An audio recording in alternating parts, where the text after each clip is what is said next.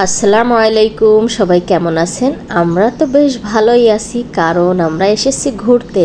আর এটা কোথায় জানেন? ঢাকা বিশ্ববিদ্যালয়। তো আমরা তো কিছুদিন পরপরই ঢাকা বিশ্ববিদ্যালয়ে আসি। আজকে ঘোরার উদ্দেশ্যে মানে খাওয়ার উদ্দেশ্যটা বেশি, মানে আমরা লাঞ্চের আগেই আসছি, লাঞ্চ করব। তো ঘুরতে আর খাইতে তো কতটা ভালোবাসি সবাই জানেন। তো প্রথমে এসে মেন কোর্সটা নিয়ে নিয়েছি। এইটা হচ্ছে ঢাকা বিশ্ববিদ্যালয়ের যে খিচুড়িটা, এটা আমার খুবই পছন্দের।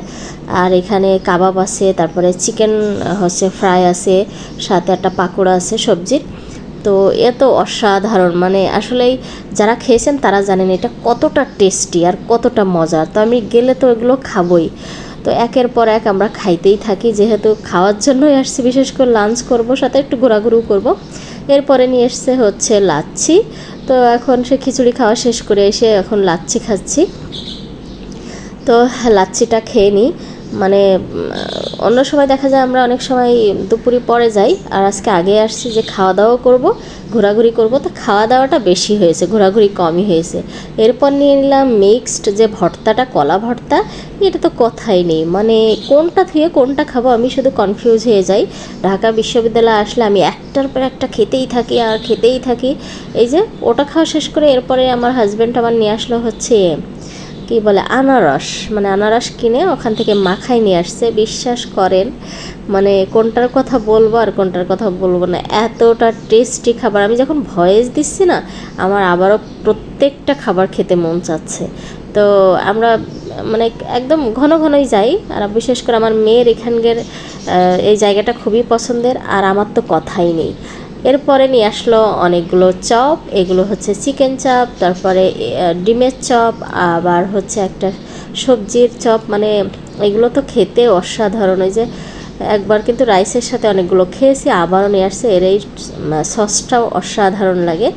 তো আমার মতো কে কে খাবার পাগল আছেন, ঘোরার পাগল আছেন, অবশ্যই কমেন্ট করতে ভুলবেন না।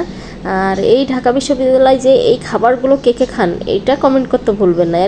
আর কেমন টেস্টি সেটাও বলবেন। এরপরে আসলাম আইসক্রিম খেতে। তো আইসক্রিম খেয়ে নিছি, মানে অন্য কেউ দেখলে মানে একটু কনফিউজ হয়ে যায়, কিভাবে সম্ভব এত খাবার একের পর এক খাইতেই থাকে। বাট আমার বিশ্বাস করেন, যতক্ষণ আমার পেটে ধরে ততক্ষণ আমি খাইতে থাকি। এই দিন কোনো কেউ কিসের ডায়েট কিসের কী সব কিছু ভুলে যায়। এরপরে আসলাম আবার এই সাইডে আসলাম হালিম খেতে। এখানকার হালিম তো জানেন সবাই কাড়াকাড়ি করে খাই। তো আজকে আমি ফার্স্ট খাইছি, যেহেতু আমরা দুপুরের আগে আসছি। আমি হচ্ছে ফার্স্ট কাস্টমার। আর এই কাকটা দেখেন ভয়ও পাচ্ছে না, ওরা এইখানকার খাবার খেয়ে খেয়ে সবার সাথে মানে খাবার এক প্রকার খায়, খেতে খেতে ওদের না সাহসটা বেশি হয়ে গেছে। তো এটা হালিম নিয়ে আসছে।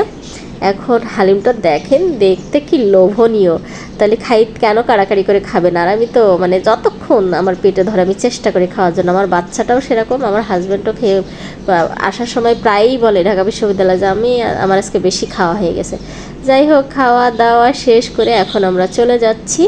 এই তো রাস্তার মাঝখানে আসলাম মেট্রো রেলে উঠলাম হচ্ছে, টিকিট করে নিয়ে আসছি, এখন চলে যাব। তো আমার হাজব্যান্ড ঝাল হাত আবার চোখে দিয়ে দিয়েছে, সেটাই করতেছে। তো কেমন লেগেছে আজকের ভিডিও সবাই কমেন্ট করে জানাবে।